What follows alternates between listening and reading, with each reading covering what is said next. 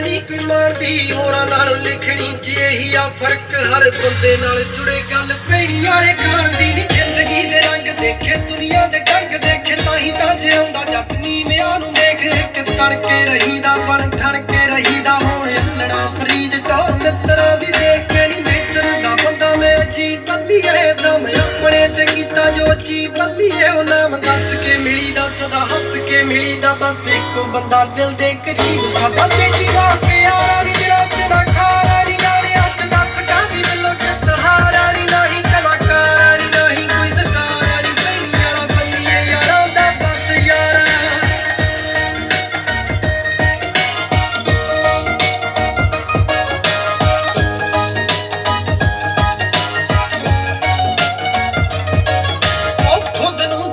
ਨਾਲ ਕਰਦਾ ਕੰਪੇਰਾ ਨੀ ਮਿੱਤਰਾਂ ਦੀ ਨਜ਼ਰ ਚ ਬੰਦਾ ਉਹ ਫੇਲ ਹੈ 90% ਇੱਥੇ ਨੈਗੇਟਿਵਿਟੀ ਆ ਨੀ ਮੈਂ ਲੋਕਾਂ ਦੀਆਂ ਸੁਣਾ ਮੈਨੂੰ ਇੰਨੀ ਕਿੱਥੇ ਵੇਲਾ ਮਿੱਤਰਾਂ ਨੂੰ ਫਰਕ ਨੀ ਛੋਟੀ ਵੱਡੀ ਗੱਡੀ ਦਾ ਨੀ ਲਿਖਣ ਤੋਂ ਪਹਿਲਾਂ ਇੱਕ ਸ਼ੌਕ ਸੀ ਕਬੱਡੀ ਦਾ ਨੀ ਮਾਰੀ ਦੀ ਨੀ ਚੀਕ ਜਿਹੜਾ ਹੁੰਦਾ ਹੋ ਜੇ ਲੀਕ ਨੀ ਮੈਂ ਮਰਜ਼ੀ ਨਾਲ ਲਿਖਾਂ ਗਾਲਾਂ ਮਰਜ਼ੀ ਨਾਲ ਛੱਡੀ ਦਾ ਸੁੱਖ ਨਾ ਬਾਬੇ ਨੇ ਲਾਤੇ ਰੰਗ ਬੱਲੀਏ ਬਾਲੇ ਖੁਸ਼ ਨੇ ਤੇ ਇੱਕ ਦੋ ਨੇ ਤੰਗ ਬੱਲੀਏ ਮਾਰੇ ਟਾਈਮ ਦਾ ਜ਼ਿਕਰ ਨੀ ਕੋਈ ਕੱਲ ਦੀ ਫਿਕਰ ਨੀ ਕੋਈ ਅੱਜ ਦੇ ਸਮੇਂ ਦੀ ਮੁੰਡਾ ਮੰਗ ਮਾਸਾ ਰਾਤੀ ਥੱਲੇ